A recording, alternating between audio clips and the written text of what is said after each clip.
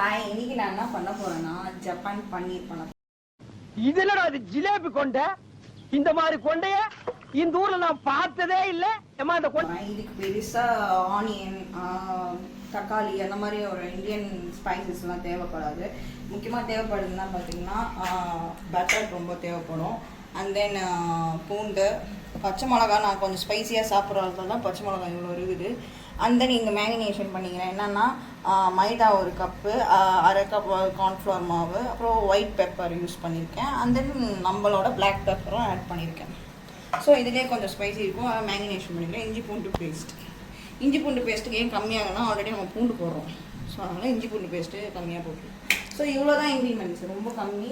Within 30 minutes ready ஆகிடும். சப்பாத்தி, தோசைக்கு நல்லா இருக்காது. சப்பாத்தி, நான் இது வீட்டிலே நீங்கள் பரோட்டா செய்யனா கூட அதுக்கும் காம்பினேஷன் சூப்பராக இருக்கும். ஸோ வாங்க இது எப்படி பண்ணலாம் பார்க்கலாம். அண்ட் தென் ரொம்ப மெயின் மில்க் ரொம்ப மெயின். ஸோ அது வந்துட்டு ஸோ அதெல்லாம் இவ்வளோதான் இன்க்ரீமெண்ட்டு. இது பண்ணி இன்னைக்கு நான் செஞ்சு நாங்கள் எல்லாரும் சாப்பிட்றோம். நீங்களும் போறீங்க நேர்களுக்கு சொல்லி தாங்க பார்க்கலாம்.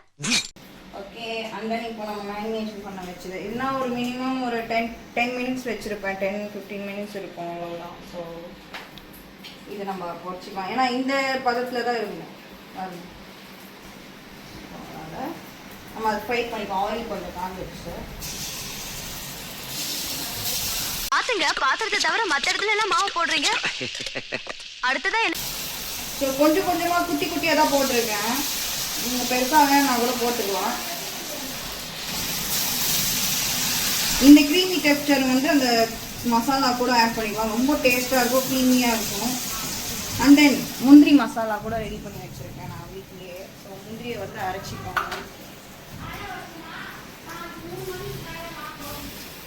ஸோ இது அப்படியே ஃப்ரை பண்ணிக்கலாம். இது ஒட்டிக்கோ ஒன்று. ஸோ அதனால் இந்த மாதிரியான ஸ்டிக்கிங் வச்சுக்கோங்க. இந்த பன்னீர் வந்து ஒட்டிக்கிற டேஸ்ட் நல்லா ப்ரௌனிஷாக வரணும். அதுதான் தேவை நமக்கு.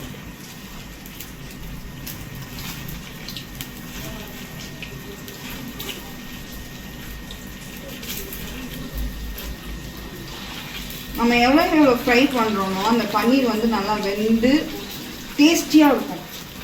ஸோ ஃப்ரை பண்ணாமல் நல்லா குக்கிங் இல்லாமல் இருந்தால் அது ஒரு ரா ஸ்மெல் வரும். ஸோ நல்லா அதை ஃப்ரை பண்ணுங்கள். ஆனால் ஃப்ரை பண்ணும்போது இது மாதிரி ஸ்டிக்கி ஆகும். என்ன மசாலா போட்டாலும் சரி, மைதா போட்டாலும் சரி, எந்த மசாலா போட்டாலும் சரி, இந்த மாதிரி ஆயில் மாதிரி இருந்தாலே ஸ்டிக்கி ஆகும்.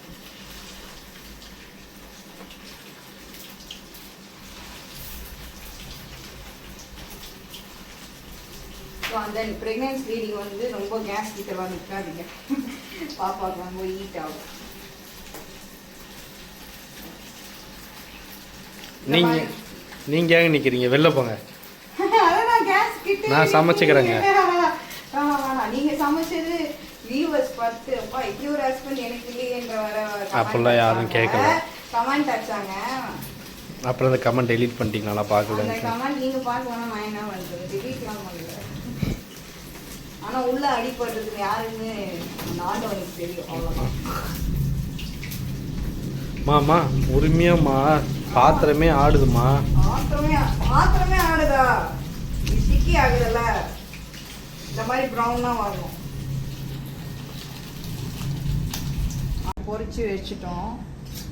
ஸோ அந்த இப்போ பட்டரை நாங்கள் வந்து போட போகிறோம். ஸோ முதல்ல ஸ்டவ் வந்து இந்த மாதிரி நான்ஸ்டிக் ஸ்டவ்வாக யூஸ் பண்ணிக்கோங்க, ஈஸியாக இருக்கும்.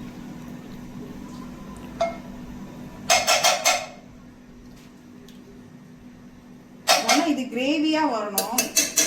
அப்போதான் நல்லா க்ரீமி டெக்ஸ்சராக கிரேவியாக இருக்கணும். ட்ரையாக என்னங்க இது ஜோதிகா மாதிரி எவ்வளவு எண்ணெய் ஊத்துறாரு? நல்லா பாத்துக்கோங்க.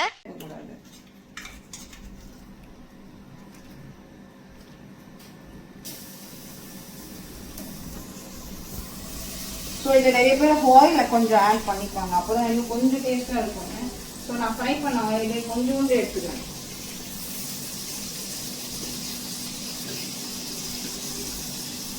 ஸோ பன்னீர் ஃப்ரை பண்ண ஆயிலே கொஞ்சோண்டு.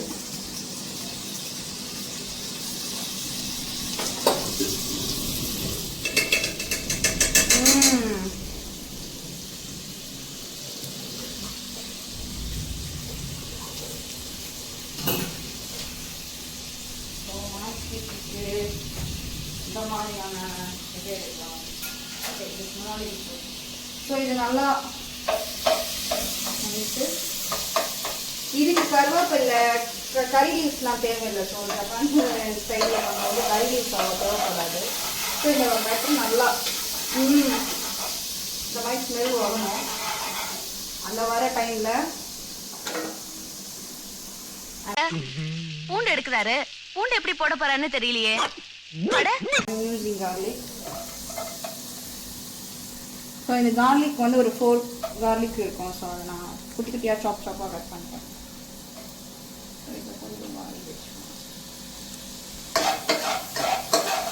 கார்லிக் பார்த்தீங்கன்னா கொஞ்சம் ப்ரௌன் ஆகிற மாதிரி ஒயிட்டாகவே இருக்கக்கூடாது. அப்போதான் வந்து அந்த பச்சை ஸ்மெல் இருக்காது, டேஸ்டியாக இருக்கும், ஈஸியாக டைஜஷன் ஆகும் பாடி.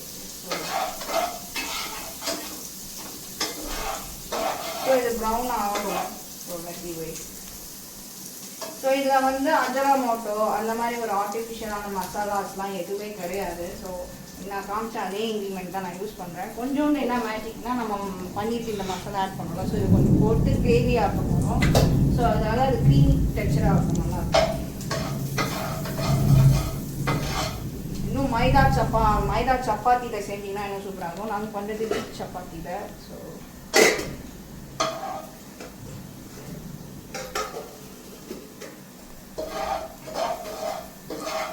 இந்த மாதிரி கோல்டன் ப்ரௌன் ஆகணும்.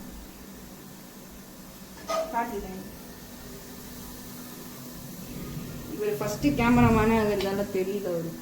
அண்ட் தென் அந்த டைம்ல நான் இன்னைக்கு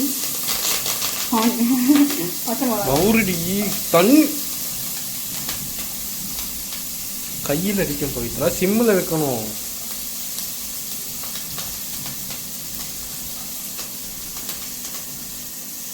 இப்போ பட்டர் கம்மியாகுது. ஸோ கொஞ்சம் பட்டர் போட்டு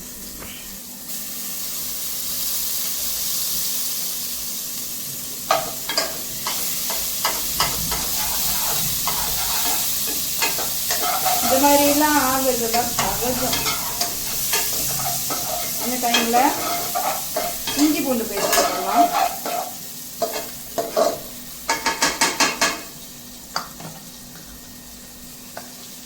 இதெல்லாம் ஒரு 1/2 ஸ்பூன் இருக்கும் இஞ்சி பூண்டு ஸ்பூன். ஏன்னா ரொம்ப திகட்டிடும் அந்த ஸ்மெல் வந்துச்சுன்னா.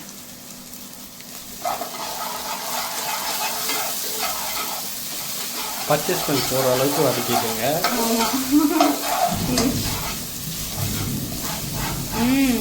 அடுத்தடுத்து ஊற்று கருகுது. கருகுது, எனக்கு தெரியும். சார் சொல்றாரு.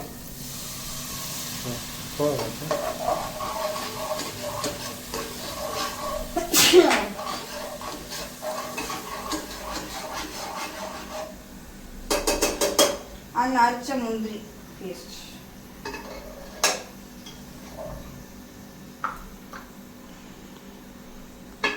and then salt.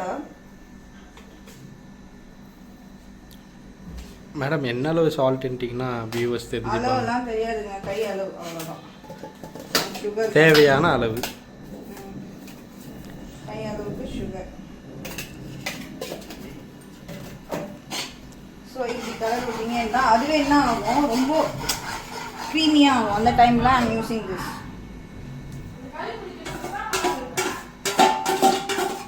கட் பண்ணி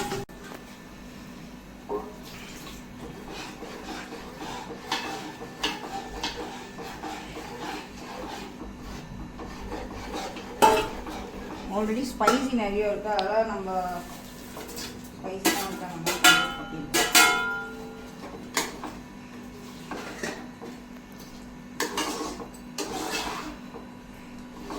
நம்ம என்னதான் பண்ணி ஃப்ரை பண்ணாலும் அந்த குக்கிங் இது இருக்கணும்.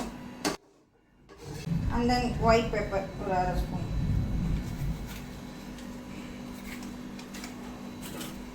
and pepper கொஞ்சம் ஏன்னா ஸ்பைசியாக சாப்பிட்றாங்க கொஞ்சம் அதிகம். யார் எங்கள் கேமராமேனே அப்படிதான். ஸோ இன்னும் ஒரு 1 minute to 2 minutes குக் பண்ணிகிட்டே இருந்தோம்னா அந்த ஒரு நம்ம கேட்குற ஜப்பான் ஸ்டைலில் அந்த கிரேவி வந்துடுச்சு. இப்போவே லுக்கட்ட அப்பா வாசனை கம கமன்னு வருது, நாக்குல எச்சி வருது. கொஞ்சம் கொடுங்கல சாப்பிட்டு பாக்குறேன். இது சாப்பிடுறதுக்கு இல்ல. சாப்பிடறதுக்கு இல்லையா? கேமராமேனுக்கு கேமரா எடுக்க தெரியலப்பா, சொல்லி கொடுக்கலாம். இதுதான் ஃபர்ஸ்ட் டைம். போக போக கற்றுப்பாரு. ஸோ அவ்வளோதான். இப்போ இது ஸ்டவ் ஆஃப் பண்ணிக்கலாம். Almost ready. எஸ், இதான் நான் எங்கள் வீட்டோட காம்பினேஷனான ஃபுட் ரெடி ஆயிடுச்சு. இப்போ நம்ம ஃபுட் ரிவர் கிட்ட கேட்போம். சப்பாத்தி எப்படி பிச்சுக்கணும், பிச்சிக்கணும், அப்படியே ஒரு சாப்பிட்டுட்டு டேஸ்ட் பார்த்துட்டு சொல்லு. ஒரு பச்சை மிளகு உள்ள வச்சுக்கணும். சூப்பரா இருக்குப்பா. சீரியஸ்லி ரொம்ப சூப்பரா இருக்கு. தேங்க்யூ. நீயே கேட்க நல்லா தான் இருக்கு. நல்லா இருக்கா, சூப்பரா இருக்கு. The combination was ready.